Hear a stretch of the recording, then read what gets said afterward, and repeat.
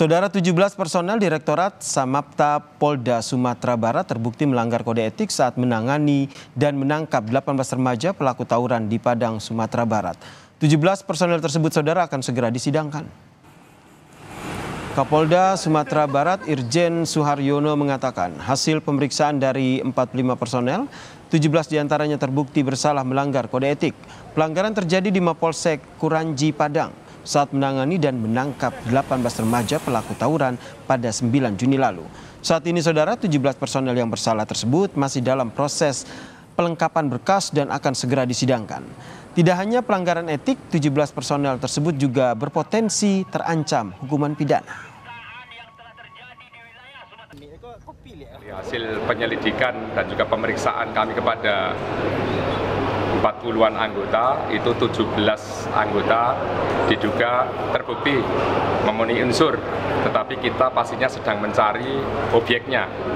Kalau anggotanya dan apa yang dilakukannya sudah saya sampaikan, dan ancaman hukumannya juga tentunya sudah ada.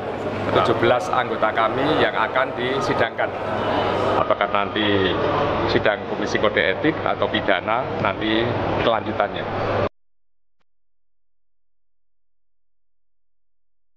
Seorang pelajar SMP di Kota Padang, Afif Maulana, ditemukan tewas di bawah jembatan Sungai Batang Kuranji pada 9 Juni 2024. Kematian Afif menjadi sorotan dan menuai tanda tanya. Orang tua Afif Maulana terus berupaya untuk membuka tabir kematian putra mereka. Bersama Koalisi Gerakan Suara Rakyat Sumatera Barat, keluarga Afif Maulana demo di depan Mapolda Sumatera Barat menuntut polisi transparan dalam mengungkap penyebab tewasnya Afif Maulana. Lembaga Bantuan Hukum Padang meyakini Afif menjadi korban kekerasan polisi saat menertibkan tawuran. Hal itu didasarkan pada kondisi luka di jenazah Afif dan perbedaan keterangan dari polisi dan saksi yang kian menguatkan keyakinan LBH Padang jika Afif bukan tewas karena melompat dari jembatan.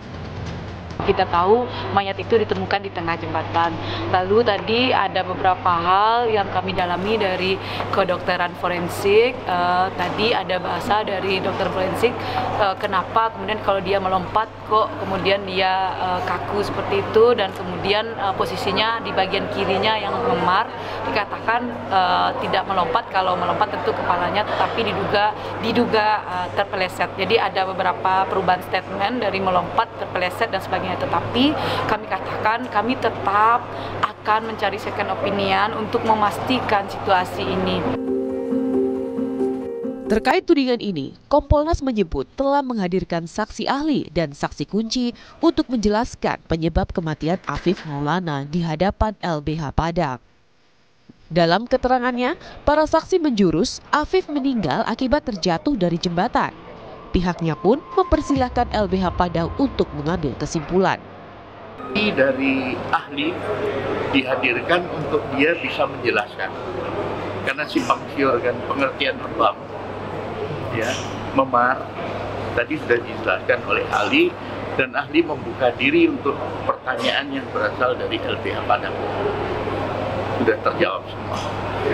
Diharapkan saksi kunci ini nanti juga bisa memberi masukan kepada pihak LBH.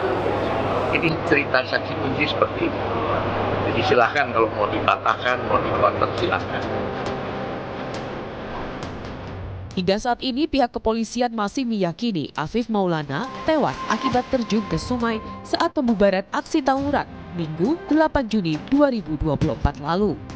Tidak ada tindakan kekerasan yang dilakukan personel terhadap Afif Maulana karena korban tidak ikut diamankan ke Polsek Kuranji saat pembubaran aksi tawuran. Tim Liputan Kompas TV.